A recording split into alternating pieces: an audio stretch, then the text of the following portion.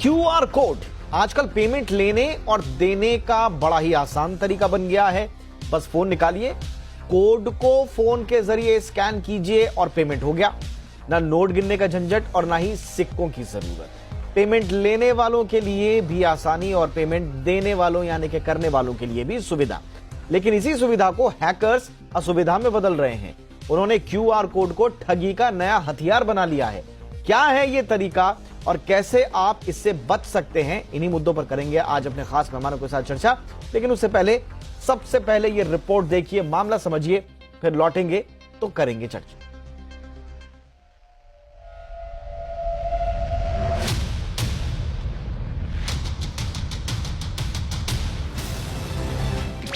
QR code, जिसका पूरा नाम है क्विक रिस्पांस कोड, ये भुगतान का वो तरीका है जो आजकल बड़ा ही चलन में है।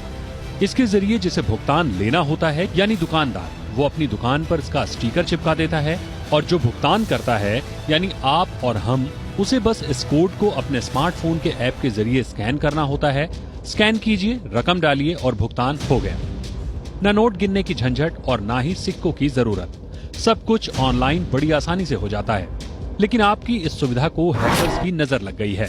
हैकर्स ने क्यूआर कोड को ठगी का नया हथियार बना लिया है, जिसका ताजा शिकार मुंबई के प्रदीप सिन्हा बने हैं।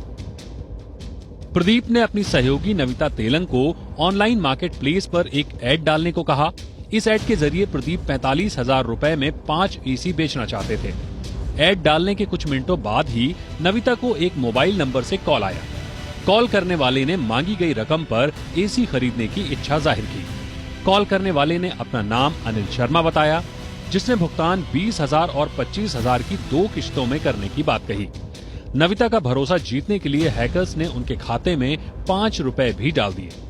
हैकर्स ने इसके बाद 19,999 का एक क्यूआर कोड भेजा।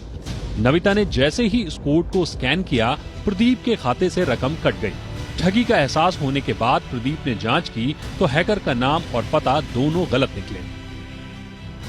जानकार बताते हैं, सबसे पहले हैकर अपने टारगेट का फोन नंबर हासिल करता है, फिर एक ऐप के जरिए क्यूआर कोड बनाता है।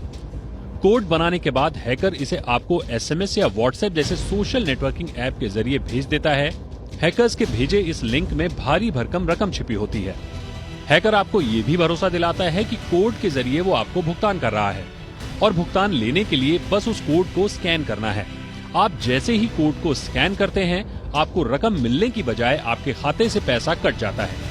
एक जो फ्रॉड वाली बात है, जिसमें कि लोगों को बताया जा रहा है कि कोई केवाईसी करवा लो हमारे से, क्योंकि आपकी केवाईसी बेटी ने रोक दी। ऐसा हम कुछ करते ही नहीं है और ना ही ऐसा हमारी तरफ से कोई मैसेज आता है। लेकिन ये जो प्रॉब्लम है जिसमें कि वो एक ऐप इंस्टॉल करवाते हैं, तो मुझे लगता है पहले तो हाँ, वो हमें बंद करना चाहिए। उनको हम समझा रहे हैं लोगों को, लेकिन हमारा जो अगला वाला ऐप का रिलीज आएगा, वो इस बात को चेक करेगा कि डिवाइस पे कोई और ऐसा ऐप तो इंस्टॉल नहीं है जो रिकॉर्डिंग कर रहा है या इसको रिमोट सपोर्ट कर रहा है। अगर वो कर रहा होगा तो पेटीएम ऐप बंद हो जाएगा। ऐसे में बहुत जरूरी है कि कुछ बुनियादी बातों का ध्यान रखा जाए, जिसे आप हैकर्स के फ्रॉड से बच सकते हैं।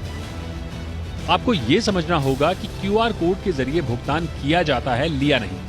अगर कोई आपसे ये कह रहा है कि क्यूआर कोड के जरिए वो आपको भुगतान कर रहा है, तो वो ठग है। ऐसा ही ओटीपी यानी वन टाइम पासवर्ड के साथ भी होता है। बैंक और दूसरे पेमेंट ऐप के नाम पर भी ठगी की जाती है।